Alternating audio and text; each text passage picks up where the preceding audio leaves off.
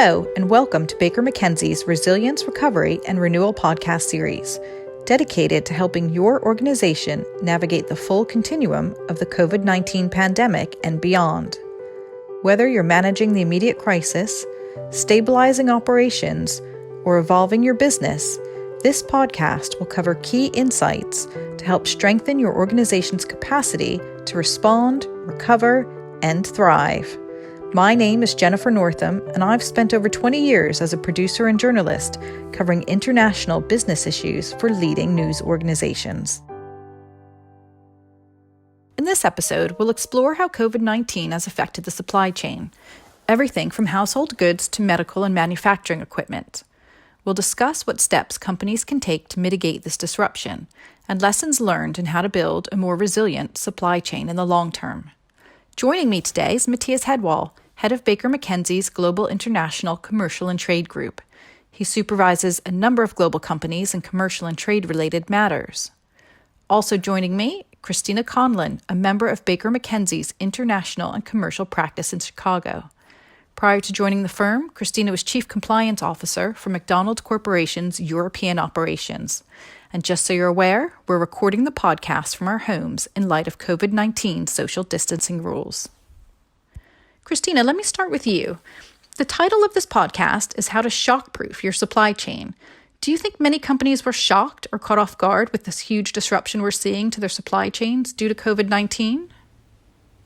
Yes, I do. In talking with clients, there was a shock and surprise with the extent of the disruption. People were obviously watching what was happening with the virus late last year and in early 2020, but they didn't necessarily anticipate the depth or the extent of the supply chain disruption. When this started, people were talking about this disruption being a deep V, and they had planned accordingly. But I've seen that description revised to a swoosh or a hockey stick, or having those who won't even predict what the economic and structural disruption looks like. So while people were prepared for some shock to the system, the extent and length of this, I think, was unprecedented and unexpected. So Matthias, now we've seen this global pandemic. It disrupted supply chains around the world. Consumers have been having a hard time buying basic products. Shelves have been stripped of everything from milk to bread to cleaning supplies. Now, while much of this was down to stockpiling, it's also due to a disruption in supply chains. I really never thought I'd see the day where toilet paper is a hot commodity. My question to you is, are we back on track? Well, we are for sure not back on track yet, and I believe it will take a long time before we are coming back on track. And it's pretty obvious to me that we are not going back to the same. What we have seen now is a new way of working. We have seen an improvement in technical skills, in innovation. We are working in a different way, and I believe that that will be the way we will go back to. So yes, we will go back to normal, but my guess it will be a completely different normal. The disruption in supply chains has led to serious issues for many industries. Christina, can you tell us which industries have been most affected so far? Absolutely. I don't think there's an industry sector that wasn't dramatically affected. I think very obvious examples are food, technology, auto, consumer goods. The list goes on. And toilet paper was just a humorous example, but there have obviously been significant shortages in critical correspondence for companies. There's been disruption on many fronts. We saw surging demand without the ability to source, and we also saw the evaporating of demand overnight due to closures. So those who were fortunate enough to see the demand for their products surge needed to quickly hire and protect additional employees and find that additional sourcing and change their production capabilities to meet that demand. And of course, there were those whose demand shrank dramatically overnight and needed to find solutions for their inventory.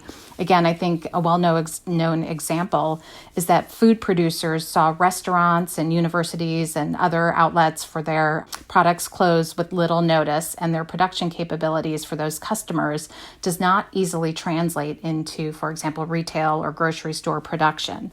So there were examples of U.S. farmers dumping milk, destroying chickens, because that restaurant demand evaporated overnight and they did not have the ability to pivot quickly to redistribute to a different sector.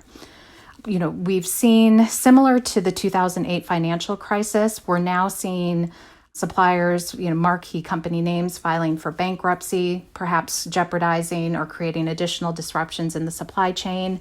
And then we know that there are companies that rely on smaller suppliers and family businesses who may have liquidity issues or may have challenges in getting lending or capital. And that will have a dramatic effect on the ability for these companies and suppliers to survive the remainder of 2020. And will this experience mean that more companies will look to maybe source their raw materials elsewhere, closer to home?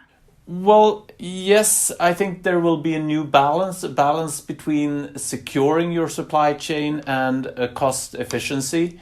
But it's quite hard to just redo your supply chain, and it's quite costly, especially if it's a more complicated supply that you are looking for.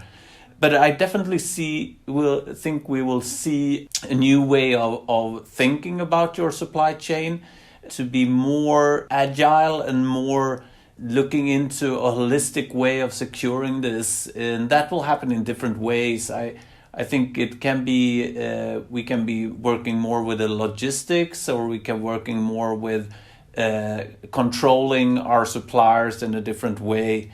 And then, of course, companies must be ready to change and more agile, as I said. How important is it for companies to communicate directly with their suppliers during the crisis? Oh, I think that is a very good question. It's extremely important because this is not an isolated phenomena. It's something that affects us all. So it's actually an all parties problem. And the best way of solving an all parties problem is, of course, to communicate with each other.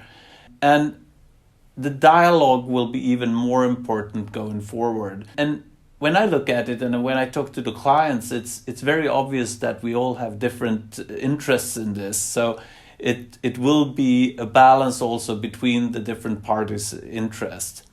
The way we communicate as such is also quite interesting. I've been looking at some clients that had a need with finding new ways of communicating with their customers, for example. Instead of servicing the products at their customers' premises, they have been forced to set up digital ways of communicating so that the customers themselves can actually service their products, but with the guidance and infrastructure of the suppliers. Christina, let's talk about that innovation a little bit more. Is there an opportunity here for companies to maybe implement better policies and use that innovation to make their supply chain even that much more resilient? Yes, definitely. Historically, larger scale companies and more sophisticated companies have relied upon multiple suppliers for sourcing to ensure availability of product in the event of unforeseen events like product recalls, natural disasters, government regulations, or other political disruptions. The plan has always been for assured supply, even when one supplier was dramatically impacted. The issue here with this pandemic was obviously that it pushed suppliers to the limits and companies to the limits, with multiple suppliers having the same issue, which impacted the availability of goods. So having potential alternate suppliers here didn't insulate companies from these disruptions. So crisis management planning is being taken to a new level. There are definitely cross-functional teams looking at resiliency, and that's for not only the issues around employee safety and sourcing, but preparing for government regulations and potential import or export regulations. I think the situation is so fluid right now that companies understand the need for agility here. And so I think companies will be looking at different suppliers in different countries, different regions, and realizing that they cannot necessarily source from only one company, one country, or one region in order to shockproof their supply chain. Great. So how's technology helping those companies monitor their supply chain effectively going forward? So my colleagues and I have done presentations in the past about blockchain and the supply chain. And admittedly, I was not thinking of blockchain for pandemic purposes when talking with clients or other parties about blockchain. But what's amazing about blockchain in the supply chain is that it can give companies real-time insights into product availability and potential sourcing challenges. So there are examples of clients and retailers who are requiring their suppliers to utilize blockchain for food safety tracing, product location, sourcing, and availability. And it gives real-time information, which can help companies wade through information and options at a much quicker pace than some of the older supply chain mechanisms. So I think blockchain is definitely, a word that's used a lot for currencies and other aspects, but I do think blockchain in the supply chain is something that companies will use to help monitor going forward. Right. And Matthias, are there any practical steps, any real tangible steps companies can maybe take to really shore up that supply chain? Yes, of course there are, and I think that's kind of an urgency at the moment to do this. And the best way of doing this is to take a holistic approach and do an analysis of all different aspects of your supply chain and the best way forward long term. This may actually lead to quite drastic changes, such as moving the supply chain to a different country or rethinking the way you structure your whole supply chain. But if it's done based on facts and if you're securing and testing your scenarios, I think this is a very good way of doing this. And this is, of course, not just because of the pandemic. It's also because of all other things that are happening in the world, mentioning trade wars and other uncertainties around free trade. And this also is a necessity because of the increase of national control and protectionism. So it's not so easy. But if companies are doing it the right way, I think it can be a real win situation and an opportunity to actually find cost efficiency and hopefully other wins. The best way I would suggest is to do a SWOT analysis with the help that you need to do that. There are a lot of good information system that has been tested now that can be used for this. Well, let's turn now to the role of the government. Christina, what has been the government response to the disruption in the supply chains? Well, I think it's been varied. There's obviously a lot of things we could talk about in this area. I think, from a very broad perspective, the designation of businesses as essential or non-essential in terms of whether they could continue to operate. And, there were companies that were deemed essential, but perhaps some of their suppliers or their customers were deemed non-essential. And again, that, is some of the disruption that we talked about earlier. So we have helped clients determine whether they are essential or how they fit into that definition of being an essential business when there were shelter-in-place orders or other regulations that governments were putting in place. I think, truly from a supply chain-focused perspective, we saw, for example, in the U.S., the president used the Defense Production Act to mandate that meat production facilities stay open and operating despite concerns over COVID infections, when we saw that certain local governments were asking or seeking closure of those plants. In addition, we've seen governments such as Germany and others tighten their rules on acquisitions and takeover bids in order to protect and preserve critical infrastructure and supply chains. So as Matthias mentioned, I think, there's this tension between the global nature of supply chains and local governments needing to secure and maintain critical products for their citizens and their voters. Let's look at data security. Now, it's a big issue for global supply chains. We can talk hours about this, but it's under increased pressure since COVID-19. Christina, what should companies be doing to really mitigate this threat? Great question. So we've seen those companies who have invested in their digital infrastructure fare better. You heard me talking about blockchain earlier. Information and quick information is king.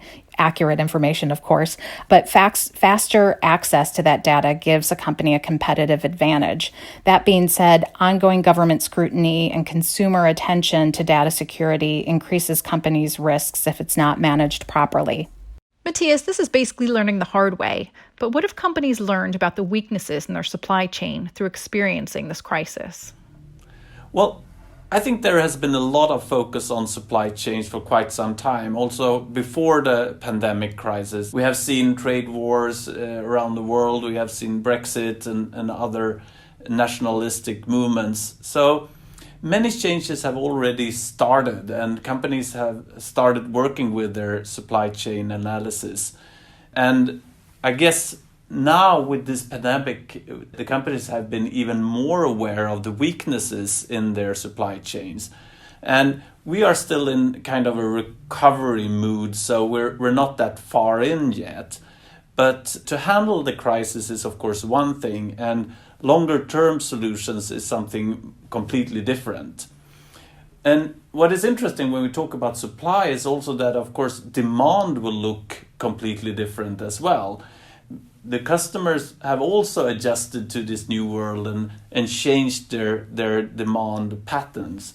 Just to give you an example, one of our retail clients, of course, they haven't had that many people in the stores during this pandemic crisis, but there has been a huge increase on the e-commerce side. And that is, of course, great. And they think, well, we can actually balance the lack of sales in the stores with the e-commerce. The problem is that there's a completely different logistics side when it comes to supply to the customers all the e-commerce. So they have struggled a lot with the logistics side, and they need to kind of reinvent or invent the logistics side in a completely different way because the customer demand is completely different. What happens when now stores are slowly starting to reopen?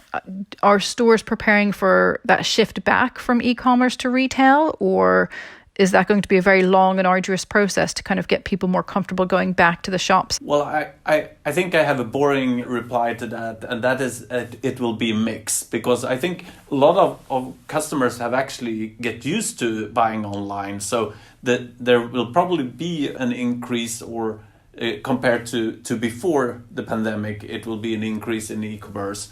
But of course, customers are also interested in coming back to the stores, but we will see a decline in the physical activities in the stores, at least for quite some time, I'm quite sure. And Christina, on the back of that, I mean, I've spoken to a lot of companies that are now looking into telemedicine or online pharmacies or virtual beauty consultations rather than people going to the shops. Are consumer habits changing so drastically that it will change the way that consumers actually look to buy products or look to get services, which as Matthias says, will change the supply chain down the road? Yes, absolutely. So I think, we humans are very adaptive creatures, but I do think that there will be this new normal going forward, and it will be a mix of people just having more confidence in shopping online or doing telemedicine, things that once they just wouldn't even have necessarily thought about for products, and sourcing that they wouldn't have necessarily thought to do online or via a telemedicine check-in, for example. But I do think there's sort of short-term and long-term. I think, again, as the medical response to the virus perhaps evolves in terms of a vaccine or treatment, you may see certain sections of consumers going back to their old ways. But I do think that, this day and age has changed people in terms of what they will be doing. And I think there will be a change in consumer habits and the impact on the supply chain as a result. May I add to that, Jen? I think it's interesting to see, just looking at my mother. She just turned 90 this week, and she has started to buy all the food online. And she had never bought any food online before this crisis. And of course, she will continue to buy all the food online after this crisis. That's a great example. And again, that brings us back to the issue of data security, because everything has moved online. Everything might potentially stay online, and data security obviously becomes an even greater issue. I just wanted to thank you both for your time today. Thank you very much. Thank you. And for those of you listening, we'd love to hear from you. Feel free to send any comments or questions to 3rpodcast@bakermckenzie.com. That's the number 3, the letter R, podcast@bakermckenzie.com. Or you can contact us through the Baker McKenzie social media accounts. Use the hashtag Resilience Recovery Renewal. More information on this topic is also available on our website, bakermckenzie.com. We hope you can join us again. We've got a great chat planned with a few experts who will be discussing how COVID-19 has affected diversity and inclusion within the workplace. Thanks a lot for joining us.